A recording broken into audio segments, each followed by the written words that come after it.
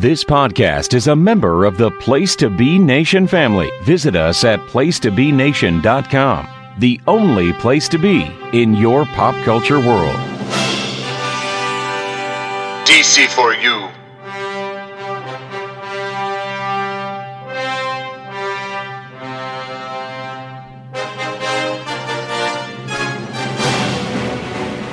DC4U.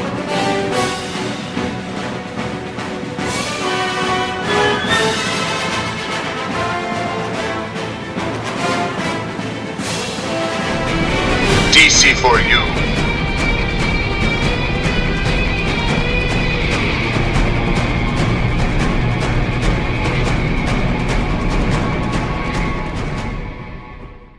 DC4U.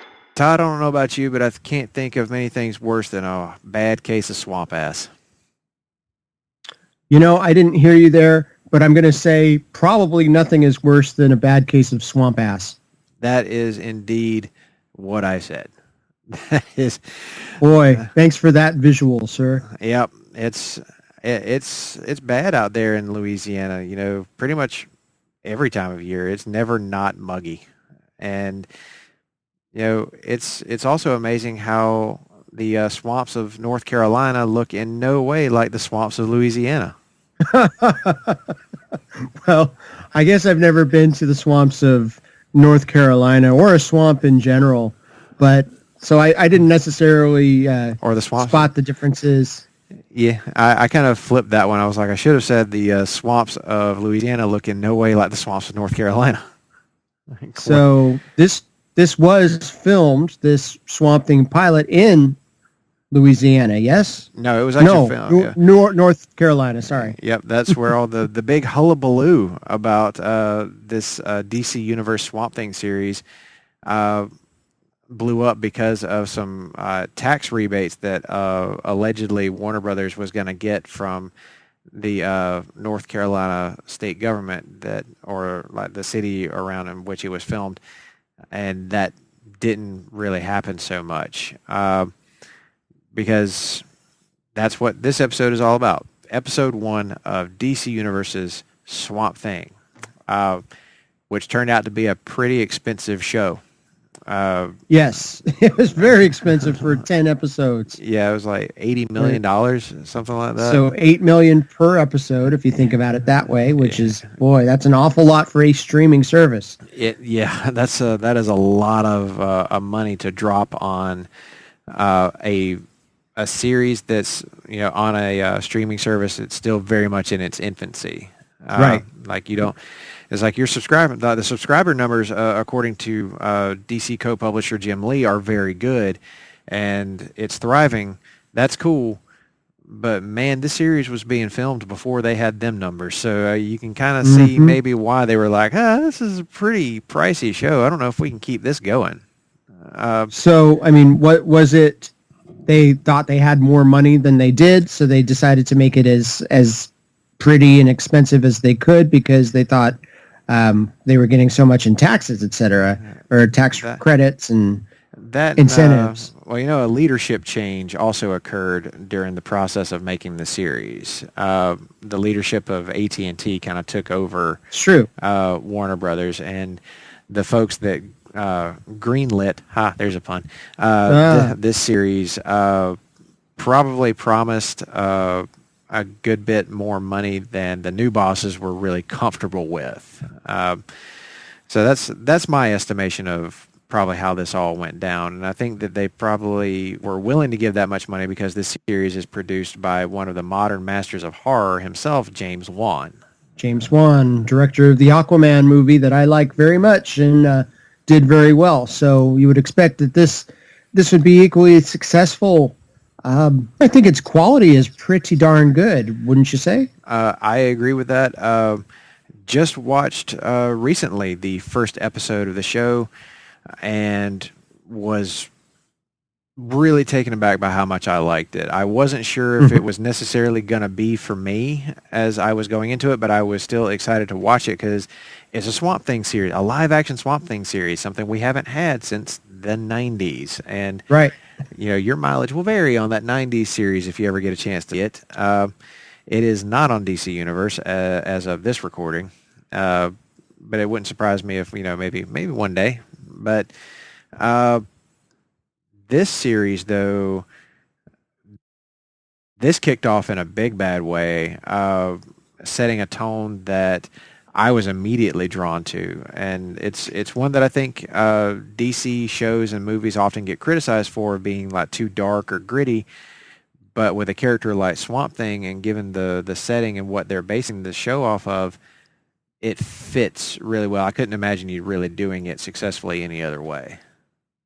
Yeah, I would say that's accurate. I was hoping for maybe a little bit of even darker tone. I mean, we definitely swing into the mature stuff, much in a show like Hannibal, where you have these tableaus of dead characters positioned artistically because of the swamps and the roots going through them, and that's to me the stuff that really sticks with you. I was hoping it would get even maybe more bloody and violent, and I haven't seen the whole series yet, because after I watched this pilot episode, the day it was debuted, it was canceled the very next day. Word of its cancellation, which is bizarre.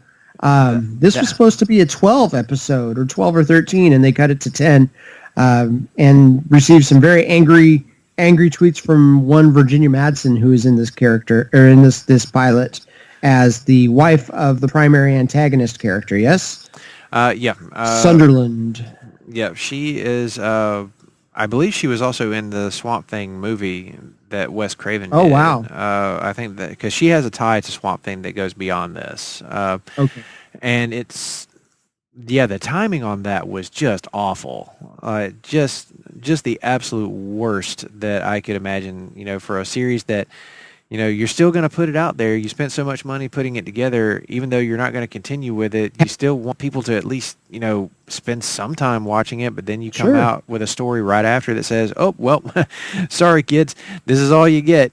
Go ahead. I could see that turning some people off. I could see that being a reason that some people would say, oh, well, if this is only 10 episodes and it's, not going to have, I guess it does have a proper ending, or maybe even a rushed ending. I don't know. I haven't gotten there yet. But I could see that turning some people off to the idea of even starting the series, because it has no future. Yep.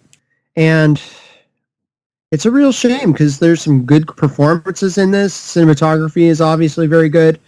And the basic premise is pretty solid as far as an updated take, perhaps, on the early 80s vibe from the Moore Swamp Thing. And that's who this owes a lot to, is the origins of that. Yeah, with Abby Arcade and Matt Cable and Alec Holland. But we do get, even later in the series, an adaptation of the anatomy lesson. So I haven't gotten into that yet. Oh, and Jason Woodrue, too. He's in this as well. Yep, the Floronic Man, as it were.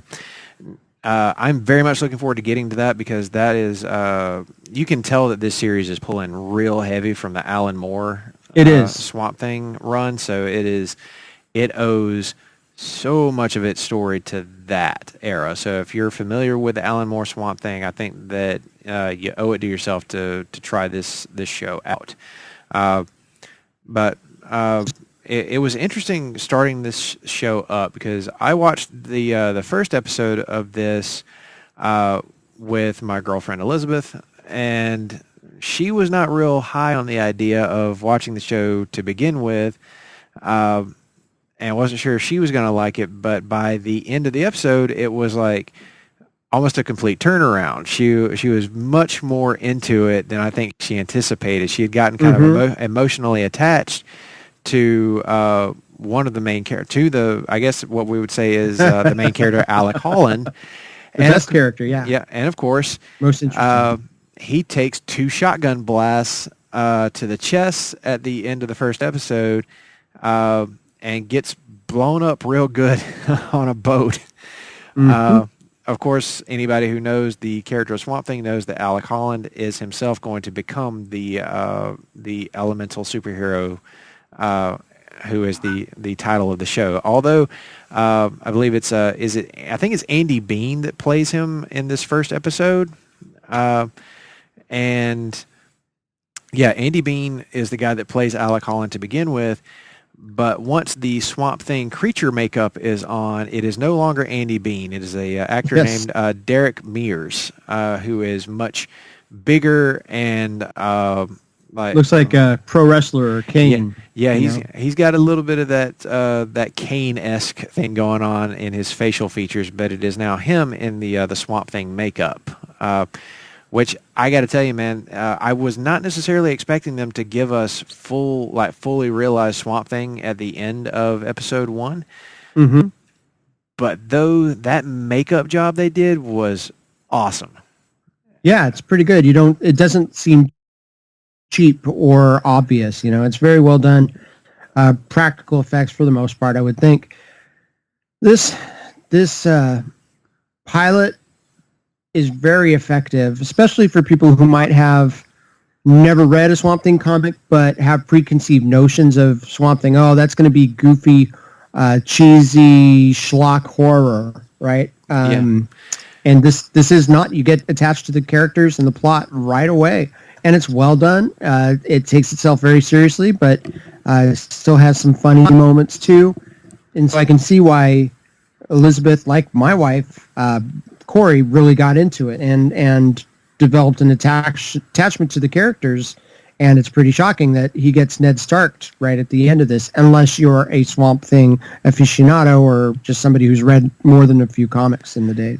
Yeah, the look and tone of it, I think all the performances were good. I didn't find one that I didn't like. And I actually really liked Crystal Reed as Abby Arcane. And I really like that they're using her as the POV character rather than Alec. Like it's not so much the Alec Holland story as it is the Abby Arcane story. And one funny comment, though, that Elizabeth made to me was that she thought Abby seemed like she was barely in her 20s, and yet she's like this high-up doctor in the PhD, CDC. In the CDC, and they're sending her in to investigate this stuff in the swamp, so that seems a little like, really? Like we might be stretching, or we might be suspending our disbelief a little high up there. But that aside, I thought her performance was really good. I thought that some of the stuff they developed with her and Virginia Madsen's character, who was Abby's dark secret past. Yeah, like the dark secret past of Abby Arcane, like coming to light, or like slowly coming to light as the series goes forward. I thought was a really great element to add to this story to make it have some more depth. So those are some of the things that worked. Was there anything in the first episode that didn't work for you? I'm going to say there really wasn't anything that made me go, I don't like this, or I don't agree with this choice. I think it's very smart, very well done, using mostly likable people. I guess I can get behind this character is far too young to have achieved so much and to be willing to come back to this place that still haunts her. They definitely set the scene pretty well, even though it may not be authentic to a Louisiana bayou. You can still get a little bit of that True Blood vibe when they go to her friend's bar, and there's so much in the rain here that I guess I can buy it, but it's not quite the dense, dark swamp that you would necessarily see in Louisiana bayou. But again, I don't have that much experience with that, so I wouldn't be able to say. So I don't have many problems with this whatsoever. And well, that was kind of leading into my next question is, do you think it captured enough of the comics to make like comic fans happy? To make the people who are maybe like seriously into Swamp Thing comics, or they love that Alan Moore stuff and maybe even the Scott Snyder stuff and beyond. Do you think that this is capturing enough of that comic story and tone to satisfy like comic book readers?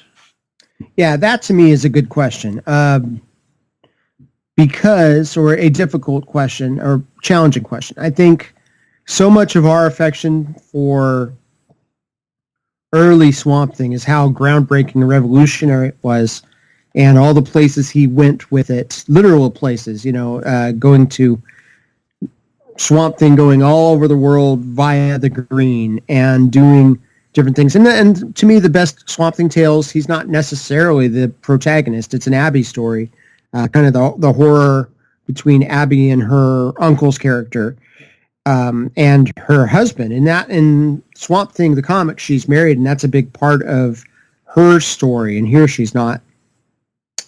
But as a comic reader, I would say, well, I guess I would like to see maybe more of a direct adaptation instead of an update. But then I don't necessarily feel like it would be best because I don't think it would be as successful as hooking up in a mass audience.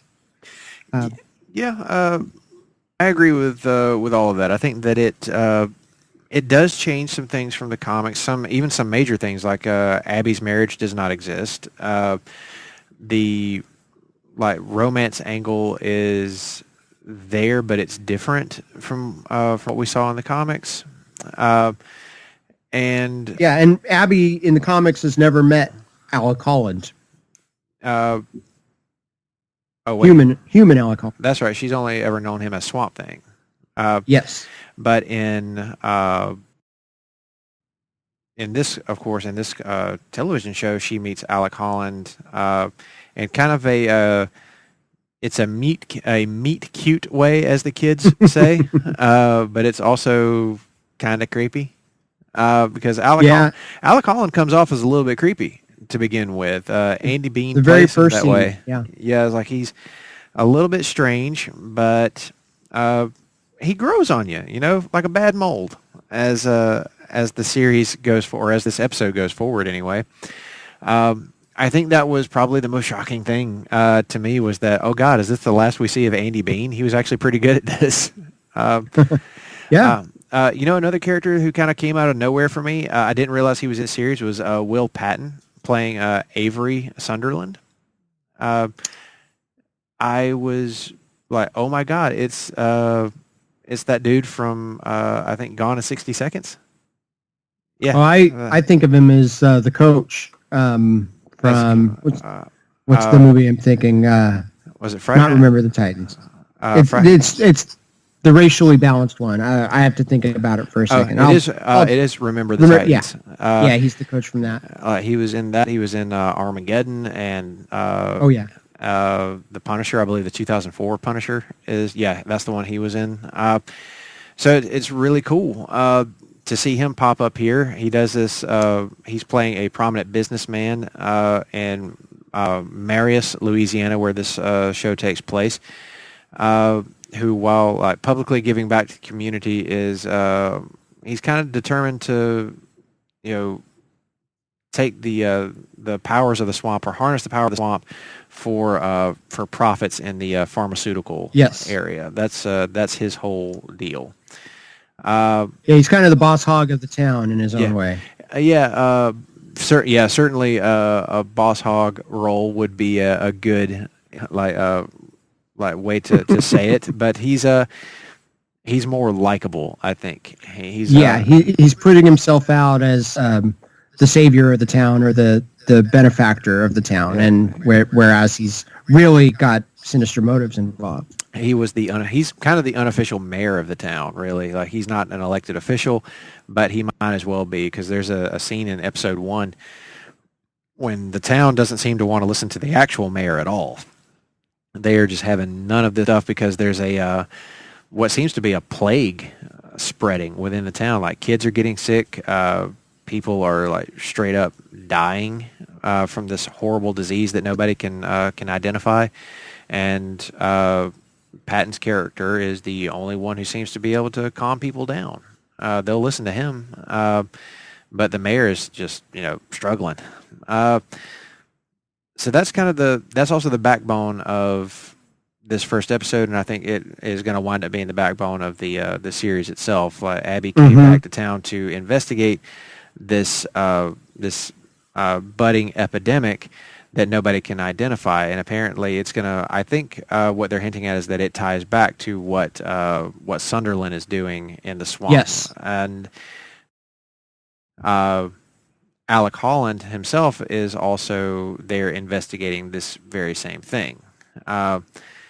And but he's more of he's doing it from the botanist side of things. He's very much right. This is something plants. Nobody's ever seen before. Yeah, he's looking to see the like what on earth is going on here, and he's kind of a fish out of water. Very much so. He's wearing sandals walking around the swamps of Louisiana. I'm like, you don't do that, man. No.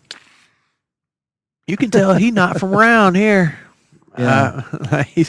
He's walking out in the swamps of Louisiana in like shorts and sandals. And I'm like, are you insane?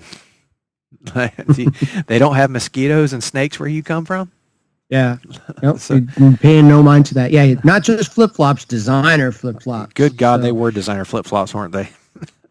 They were. Yeah, he looked like he got lost from Bourbon Street, like his Uber driver took him somewhere wrong.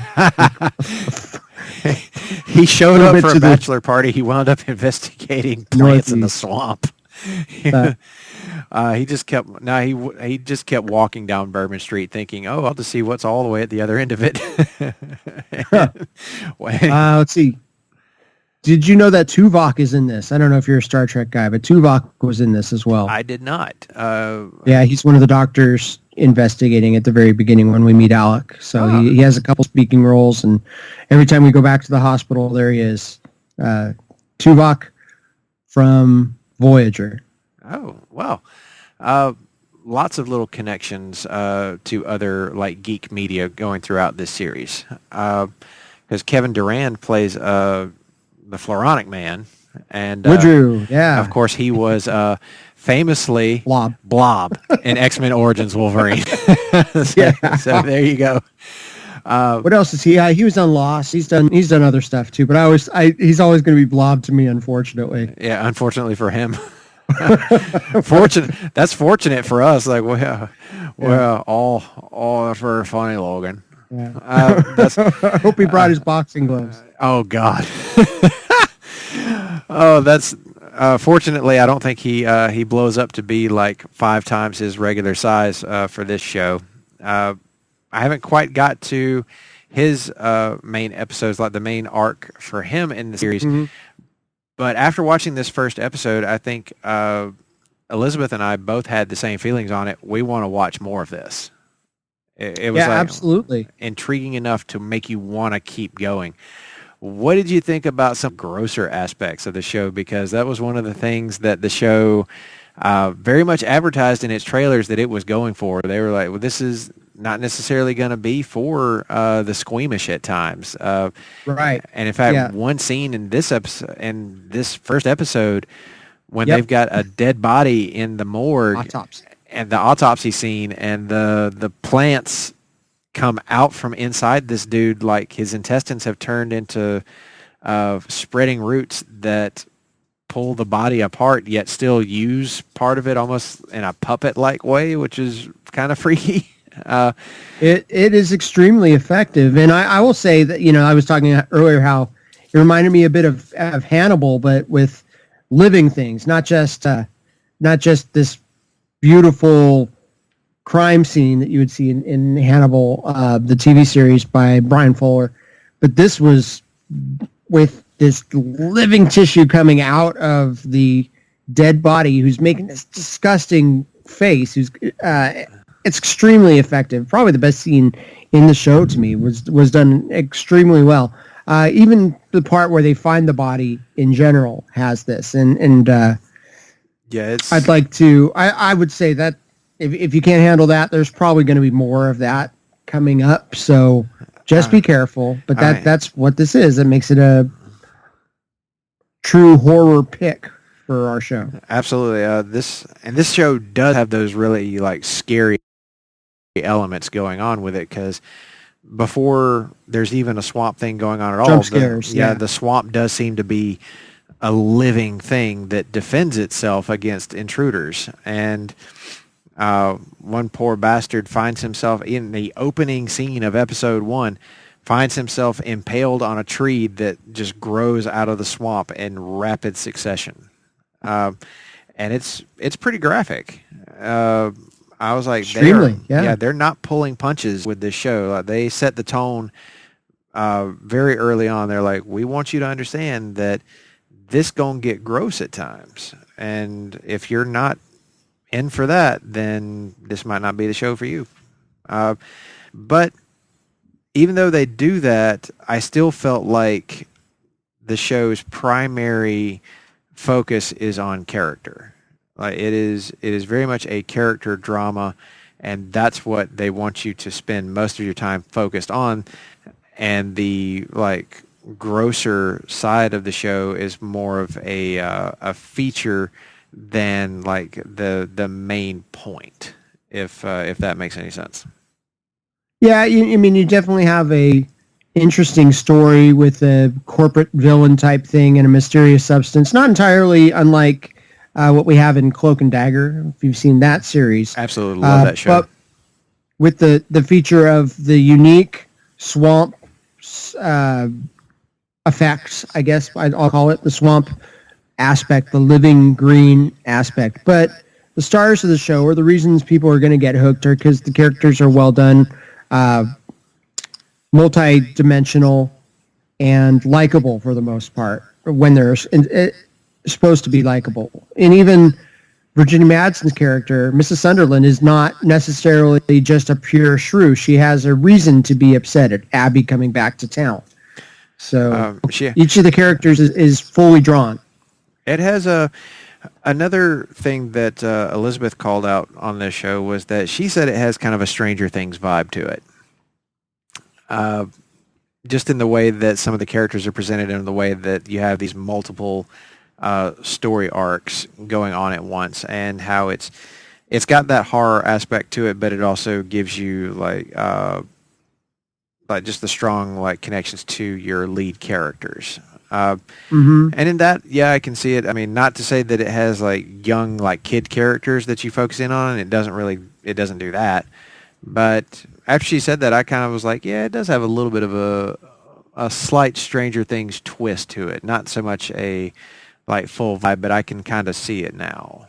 I can see some similarities in the way the villain type entities and bigger picture, plus the having an otherworldly force involved, and certainly some of the way they're using those effects. I can see that. Plus, in the characterizations, you get these people who you would want to watch a show about in general without this fantastic story around them too. You're still drawn to the characters. Moreover, oh, very much so. And well, I hope that we've given people enough of a reason to go and check this show out. I mean, it sounds like you and I are both very high on it. We like we've seen so far, but let's give them some comic recommendations too. I don't want to leave people without some good comics to go and check out if they like this show. Where would you send them first? As far as comic wise, yeah, on the DCU app, find the Saga of the Swamp Thing, find some other crossover appearances, and Justice League Dark would be a good place. And there's many great Swamp Thing stories down the road, but you should start with the beginnings, in my opinion. Yeah, I would agree with that. I would also say try out the Scott Snyder run on Swamp Thing. It's a great introduction to the character, and was actually the very first Swamp Thing comics I ever read. And that really got me into the character, made me more of a fan, and made me want to go and check out more of what this character was all about. But I can say now, having read a bit of the Alan Moore Swamp Thing, that's really where the best stuff is. So with that, I think we've got some pretty good recommendations there for you. We're going to give this one the seal of approval. Swamp Thing on DC Universe is a really good show. Everybody should go check that out. Maybe if it gets enough attention, Warner Brothers might reconsider just full out canceling the show. Maybe it can get a second life if it gets enough positive attention. Critics loved it. The audiences that have seen it have liked it. So let's hope it can find a way to be resurrected. But with that, that's going to bring this month's horror comics theme to a close. As next week we're going to be coming back with another current events. We're going to be taking a look at all the stuff that's been happening in the month of October with DC Comics in the news, the best comics that we've been reading. And, of course, October is that month with a fifth week. So we will have a break week for this, but hey, maybe there's a new episode of Web Has Issues coming. We will see. Yeah, that could be a thing. That needs to be a thing. Because if you guys didn't listen to it before, go back and listen to that episode on the House of X, Powers of 10, which was a really good comeback for old Weber Has Issues. I'm very happy to hear that has found life as a podcast, Todd. So with that, we will see you next time. DC4U.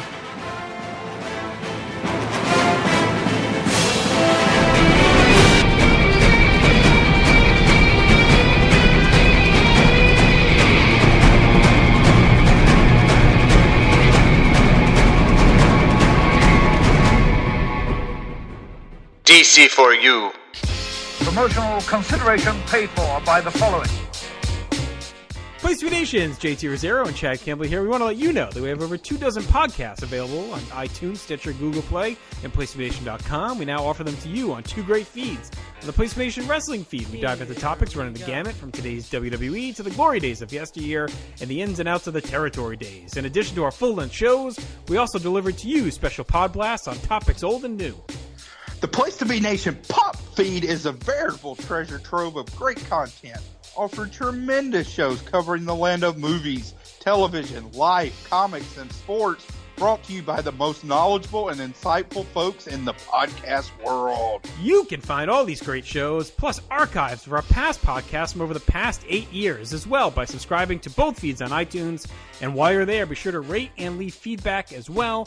All of these shows, plus others, available on PlaceToBeNation.com, where we cover pro wrestling, sports, movies, comics, plus in-depth search projects, and much more. Be sure to support our site by using www.PlaceToBeNation.com/Amazon when doing your online shopping. And we want to thank our friends at Boneheads, Wing Bar, ProWrestlingOnly.com, and TheHistoryOfWrestling.com as well. Be sure to follow us on Facebook, Twitter, Instagram, and Tumblr. PlaceToBeNation.com, the only place to be in your pop culture.